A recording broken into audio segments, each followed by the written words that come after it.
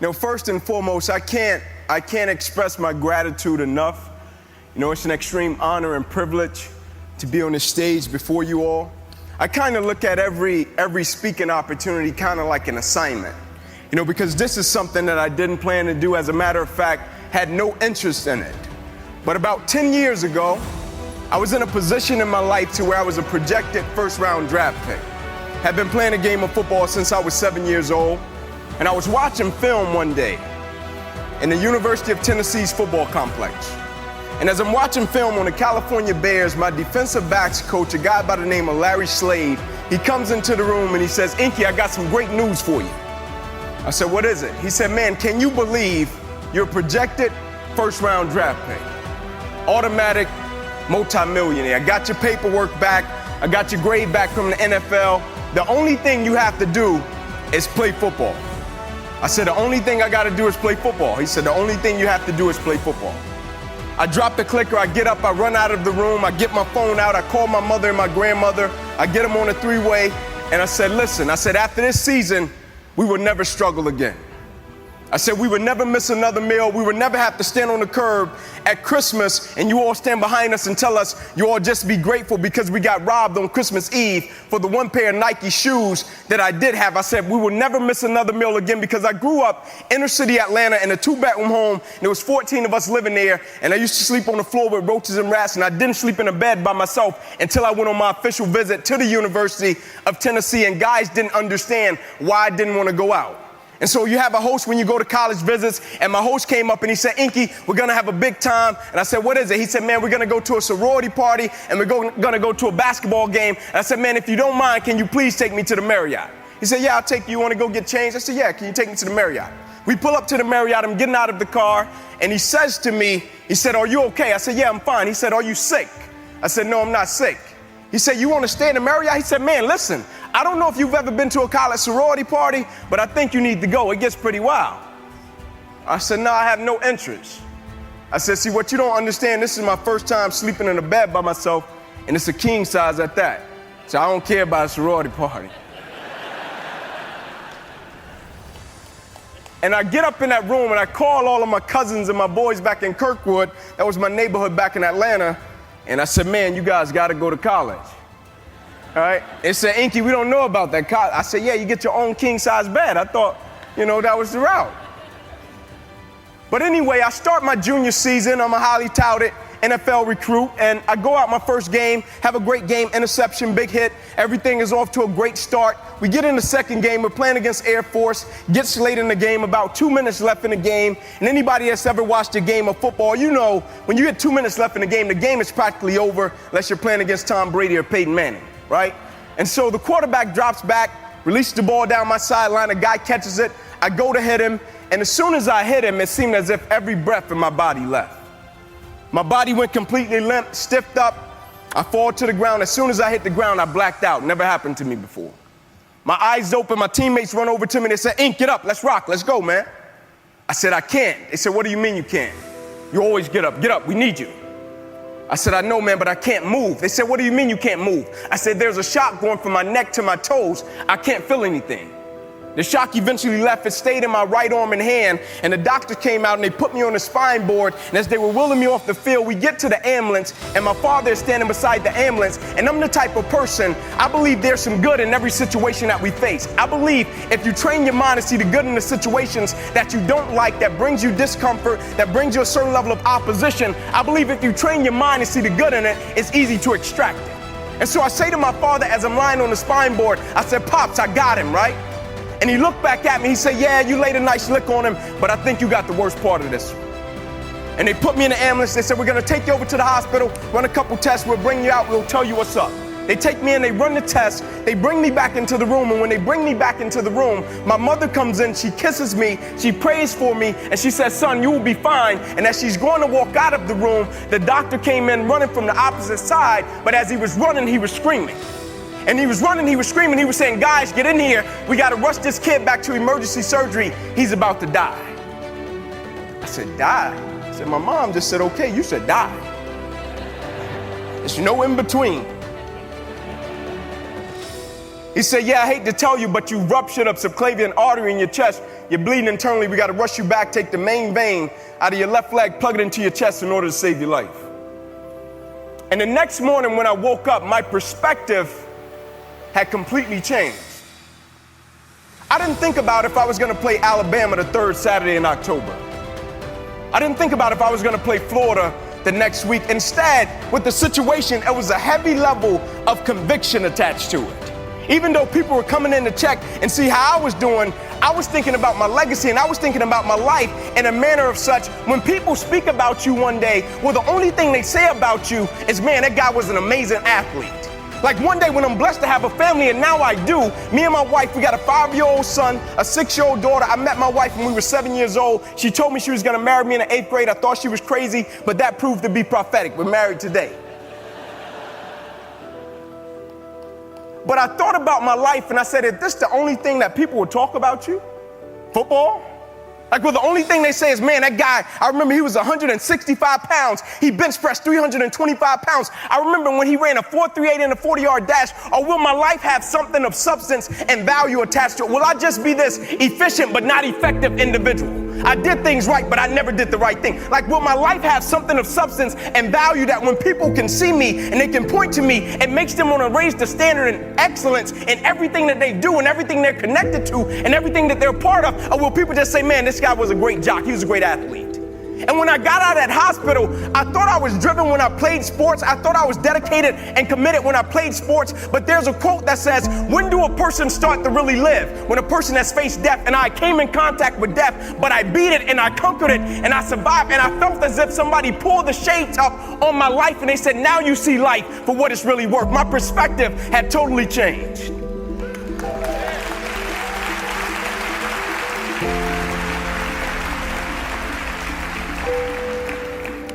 And I went to rehab for my arm for 2 years, 7 days a week, straight. And they would order me different machines. They would get me an arm skateboard. They would get me different things that I could breathe in because they cut me 6 times down my left thigh. They cut me 1 time across the left side of my neck, 1 time across the right side of my neck, twice through my right ribs. They cut out my right pec. They put 350 staples in my body and they bandaged me from my neck to my knees. I had to learn how to walk again. I went from bench pressing 325 pounds, jumping a 40-inch vertical, to now my roommates had to help me take a bath because there were certain incisions that I couldn't get wet. And I went to rehab for 2 years, and the doctors, at the end of every visit, I would step up and I would say, man, is there anything that you could tell me? Like, can you give me anything? Are you seeing anything? Any nerves regenerating? Are you feeling anything? Can you tell me something? And the only thing they would say at every visit, come back tomorrow, for 2 years. And so one of my last visits, I got up off the table. I'm a pretty positive guy, speak life. You know, I believe in looking at situations with the right perspective. And I jumped up off the table and I said to the doctor, I said, man, are you seeing anything? Can you give me any good news? And he said to me as he dropped his head, he said, Inky, you probably will never be able to use that arm or hand again for the rest of your life. And I responded to him and I said, physically. He said, physically? That's interesting. I said, yeah, physically. I said, physically, you know, I can't punch anybody with my right. I got a mean left, right? I got a mean left hook. I can't do a lot of things that I want to do with my right. I can't. You know what's one of the coolest things that I thought was as a kid, right? It wasn't anything with athletics, and I was a four-sport athlete. But one of the coolest things that I thought about my whole life, right? When I was a kid and I grew up in this community, I saw everything by the time I was a senior in high school. I saw murder. I saw people get robbed. Saw people get stabbed. I saw drugs being sold. I saw people use drugs. That's why I never touched any of it. But when I was a kid, there was a swimming pool on the other side of the tracks in my neighborhood, right? Other side of the track, swimming pool. And I would walk past the swimming pool all the time. And the coolest thing in the world to me, not just what's in the world, the coolest thing was when I would see a father and he would grab a kid and he would throw him up and he would catch him. And they would laugh and they would smile. And I would always stand on the fence and I would say, man, I can't wait until one day I have my wife and my children. And I could take him to a pool and I could throw him up and I could catch him and I could see him smile. And when the doctor looked at me and I said, physically, I said, I can't do some of the things that I wanted. I can't throw my kid up like I wanted to in the pool. Like some of the things I can't do. I said, but I could use this arm every day for the rest of my life by the way that I live my life, because I would never let a circumstance or a situation define my life. Adversity is adversity. And the reason I love adversity is because you don't judge a person's character by where they stand when everything is all good. Everybody can stand up and do good when everything is all good. Everybody can smile when it's sunshine. Everybody can do right when everything is going right. Everybody can do that. But everybody can't face opposition, adversity, and challenges and say, I've been waiting on you to come. I'm going to embrace you, and I'm going to figure out a way to use you, because you would never turn me into a different person. You would never make me a person that people don't recognize before the adversity. You ever seen a person that faced something and you don't even recognize them?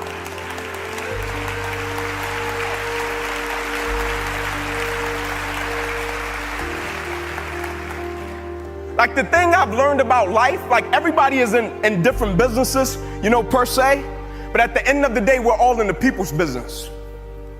And what I mean by that is every day we have a chance to impact somebody's life, right? And I firmly believe with the things we're part of and the things we do, we all have to have a purpose that's a lot greater than ourselves. So when we hit things that we don't understand and that brings us a certain level of discomfort and that hurts us and we just can't pull the grips on it, when we have to encounter things like that, we have to step back and we have to figure out, how can I use it? And a lot of times as people, like naturally people are selfish, right? And what I mean by that is they approach situations and they say, what can I extract from this situation and how can it benefit me? But the moment an individual shifts their perspective and shift their mentality and shift their attitude from me to we, that is the moment an individual becomes literally dangerous. Because now an individual is attached to purpose and mission. And when you have an individual that's attached to purpose and mission, it's not too many things that's gonna stop them. You see, my football career ended, but my reason for why I lived my life, it never did.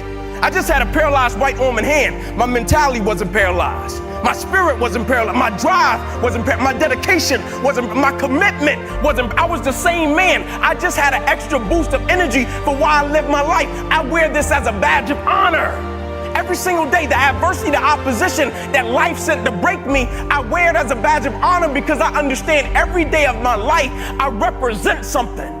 It's just like every individual in this room, every company, every brand. When people see you, they think something. When we've all seen those people, we see them coming, we're like, oh, here come this crybaby. No, they're whining about something. And then we've all seen those people where we say, man, where you been, brother? I've been needing to see you, man. How can we be those type of people in our companies and our families and the things that we're connected to? How can we be those people that's a breath of fresh air, man? How can we be those people that live life with passion and compassion? How can we be those people when we ask people questions, we don't just listen with the intent to reply, but we actually listen with the intent to understand? How can we be those people that understand everybody that comes across our path, they come across our path for a reason. And so when we approach them, we listen, and we share a little bit of love, and we want to leave them a little bit different. Like I'll never forget, I talked to the guy that I encountered the hit with that left my arm like this, and that changed my life. I'll never forget I talked to him. He called me and he played for the University of Air Force, obviously, and he just so happened to be from Atlanta. And he calls me and I picked up the phone. It was about a year and a half after my incident happened. I picked up the phone, this guy is crying his eyes out. And he says to me as he's crying, I'm sorry. I'm sorry, I'm sorry. He said, I didn't have a shot at the NFL. He said, you did. He said, I feel as if I messed your life up. And I said to him, thank you. He stopped crying. He said, what do you mean, thank you? I said, I'm saying thank you because if this incident didn't happen, who's to say that I would be the man that I now am? Who's to say that I would be the father that I now? Who's to say that I would have the perspective that I have? Not that my perspective was bad before. Adversity, it's all about perspective. It's never about what we go through. It's how we view what we go through. And when I told him thank you, the reason he didn't understand it, it's not so much about a story, right? We all have stories. Like the ESPN producer told me, he came down to see me in Atlanta and they shot my little special and he told me, I'm not coming just for the story. Everybody has a story. He said, I'm coming because I can't understand your perspective and I can't understand how you can be thankful for something that brings a lot of people pain and they just can't understand. I can't understand how you're thankful for something that a lot of people can't even process and they will use it as an excuse. And I said, you probably can't understand it because you don't live life the way that I live it. Every single day I wake up, the only thing I need is a breath of fresh air. That's it. I don't need a reward. I don't need a product. The only thing I need is breath in my body. And every single day I'm gonna wake up and I'm gonna live life for the right reason. And I'm gonna live life in the right way. I'm gonna live life with passion, with love and compassion. Because when I almost lost my life, that shade went up and it made me realize what life was really about. And at the end of the day, I think we all know it's not about anything superficial or materialistic. We've all experienced that. We've all got that new car, and then 3 days later, it's just a new car. And then we've all done something for a family at Christmas. And why did it feel better when we did something for a family at Christmas than when we did something for ourselves? Because life is attached to growth. And life is attached to service. And what that service is serving something that serves a lot greater purpose than just ourselves. And I'm reminded of a story about two gentlemen, very wealthy, ran companies, very wealthy. They ended up getting terminally ill. They put them in this facility. The guys were in this facility, would come out every single day in the common area. They would have fun, they would do their thing, and they would put them in a room, they would eat, they would drink. And so one of the guys, he asked the nurse, he said, hey nurse, can you